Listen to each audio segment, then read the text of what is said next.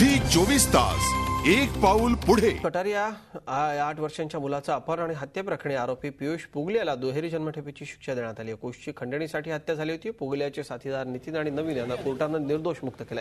या प्रकरणी आज जिल्हा न्यायालयाने निकाल दिला। 11 ऑक्टोबरला 2012 ला नागपूरच्या हिवरीनगर भागातून सुरुची मसाला कंपनीचे संचालक राजू कटारिया यांच्या कुश नावाच्या मुलाचं 1 कोटींच्या खंडणीसाठी अपहरण झालं होतं। आरोपी आयुष पुगलिया कटारिया कुटुंबियांचा परिचित होता। त्यानं कुशचं अपहरण करून अतिशय अमानुष खून केला होता।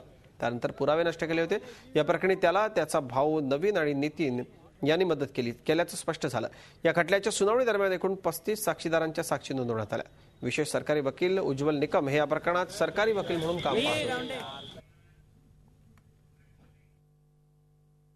11 ऑक्टोबर 2011 रोजी कुश कटारिया या 7 वर्षाच्या लहान बालकाला त्याच्याच घरासमोर राहणाऱ्या आयुष पुगलियाने पळवून नेऊन ठार केले।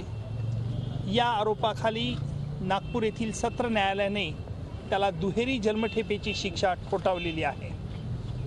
ही शिक्षा अत्यंत वैशिष्ट्यपूर्ण याकरता आहे की एक शिक्षा भोगल्यानंतर, जन्मठेपेची शिक्षा भोगल्यानंतर दुसरी शिक्षा ही त्याला भोगावायची आहे। झी 24 तास एक पाऊल पुढे।